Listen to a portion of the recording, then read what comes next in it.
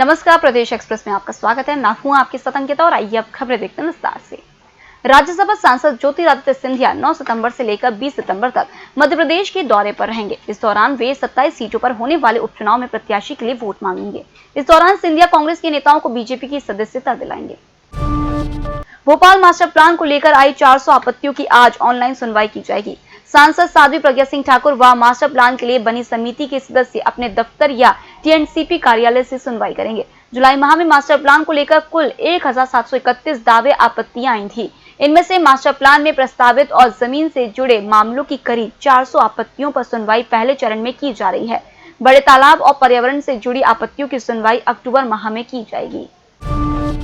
BJP नेता सतीश सिकरवार कांग्रेस में शामिल हो गए हैं। प्रदेश अध्यक्ष कमलनाथ के निवास पर वे कांग्रेस में शामिल हुए। सतीश सिकरवार के साथ बड़ी संख्या में बीजेपी कार्यकर्ताओं ने भी कांग्रेस का दामन थामा। कहा जा रहा है कि एक दो पूर्व मंत्री भी जल्द कांग्रेस में आ सकते हैं। मध्य प्रदेश में खाली पदों पर भर्ती प्रक्रिया शुरू होगी। फैक्ट्रियों में भी जो भर्ती होगी उसमें 75% पद मध्य प्रदेश के युवाओं से भरे जाएंगे। ये घोषणा मुख्यमंत्री शिवराज सिंह चौहान ने अनूपपुर में विकास कार्यों का भूमि पूजन व लोकार्पण करने के दौरान आयोजित सभा में की।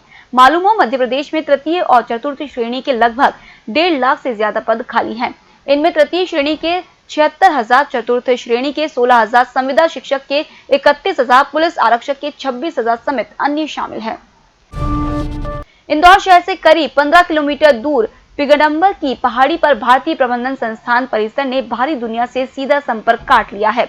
आईआईएम के शिक्षक, विद्यार्थी, अधिकारी और कर्मचारी बिना लिखित अनुमति हासिल किए कैंपस से बाहर आ या जा नहीं सकते। इंदौर शहर में बढ़ते कोरोना मामलों के बीच यह व्यवस्था लागू की गई है। बीते दिनों कोरोना संक्रमण के कुछ मामले आए थे। संक्रमित लोग अब ठीक हो गए हैं, लेकिन आने वाले दिनों में महामारी पुनः आईआईएम परिसर में दाखिल न हो, इसके लिए यह व्यवस्था लागू कर दी गई है। देवी अहिल्या विश्वविद्यालय की ओपन बुक परीक्षा की शुरुआत सोमवार से हुई।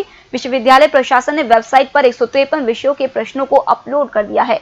इसमें बीए, बीकॉम, बीएससी, बीएसडब्ल्यू सहित कई कोर्स शामिल हैं। विद्यार्थियों को वेबसाइट पर दिए गए अपने कोर्स के पेपर को डाउनलोड करने होंगे। 12 सितंबर तक विद्यार्थियों को A4 साइज पेपर में प्रश्नों के जवाब लिखकर यूनिवर्सिटी को पहुंचाने हैं। हर विषय के लिए पेजों की संख्या भी तय की गई है। विद्यार्थियों को हर प्रश्न का जवाब 250 शब्दों में देना है और इसके लिए 16 पेज का ही उपयोग किया जा सकता है। परीक्षा में 8 जिलों के स्नातक कोर्स के करीब 44,000 विद्यार्थी शामिल हो रहे हैं। मध्य प्रदेश में सोमवार को रिकॉर्ड 1,885 नए मरीज मिले। राजधानी भोपाल में 232 नए पॉजिटिव मिले हैं। पिछले एक सप्ताह में 1,524 संक्रमित मरीज मिल चुके हैं। वहीं हर दिन 200 से ज्यादा संक्रमित मरीज मिल रहे हैं। अब कुल संक्रमित 12,187 हो गए हैं। नए मरीजों में राजभवन में केटरिंग मैनेजर सहित 2 लोग शामिल हैं। वो भी तब जब राज्यपाल आनंदीबेन पटेल मंगलवार को भोपाल आ रही हैं। उनके दौरे से पहले केटरिंग संभाल रहे लोगों के संक्रमित पाए जाने पर हड़कंप मचा हुआ है। मौसम का भी अपना मिजाज होता है, वह माहौल के हिसाब से बनता है तो बिगड़ता भी है। इसकी वानगी बारिश के आंकड़ों में देखी जा सकती है। पिछले 5 वर्ष में बादलों ने झमाझम बरसने के लिए दिन की बजाय रात को ज्यादा तवज्जो दी है। मौसम वैज्ञानिक इसकी वजह तापमान में बढ़ोतरी होना बता रहे हैं। मानसून के सीजन में अमूमन जुलाई और अगस्त में सर्वाधिक बारिश होती है। अपवाद स्वरूप कभी कभार जून में और सितंबर में ही औसत से अधिक बरसात हो जाती है। पिछले 5 वर्ष में भोपाल में हुई बरसात में देखने में आया है कि दिन की बजाय रात के वक्त अच्छी बरसात हुई है। 10 साल की बालिका की उसी के साथ रोज खेलने वाले 12 साल के बालक ने पत्थर से सिर कुचलकर नृशंस हत्या कर दी। हत्या के बाद बालक घबराकर एक पानी की टंकी के पास पहुंचा। वहां खून से सने कपड़े व हाथ पैर धोए, फिर घर आकर सो गया। इधर बालिका के न मिलने पर परिजन ने उसे तलाशा तो घर से 150 मीटर दूर उसका रक्त रंजित शव पत्थरों में दबा मिला। लसूड़िया थाने के जवानों ने 2 घंटे में हत्या की गुत्थी सुलझा दी। पुलिस ने हत्या का केस दर्ज कर बालक को बाल संरक्षण गृह भेजा है। अब तक सबसे कम उम्र की हत्या का संभवतः यह पहला मामला है।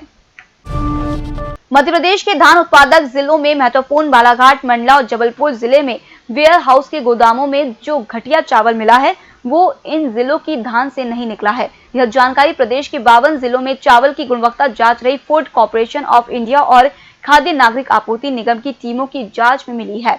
बालाघाट के बारासिवनी, बेहर, लांजी और लालबर्रा जिले में जो धान पैदा होता है वह पारस सोना 1010 और महामाया जैसी उच्च किस्म का है। जिसकी उपज 45 लाख टन है। इस धान से निकलने वाला चावल ही बड़ी कंपनियां ऊंची कीमत में बेचती हैं। जांच दलों ने इस बात की भी पड़ताल की है कि धान से चावल रिसाइकिल कैसे होता है। इसमें यह बात सामने आई है कि धान की खरीदी केंद्र के लिए फूड कॉर्पोरेशन ऑफ इंडिया के लिए राज्य की एजेंसी खाद्य नागरिक आपूर्ति निगम और विपणन संघ करती है।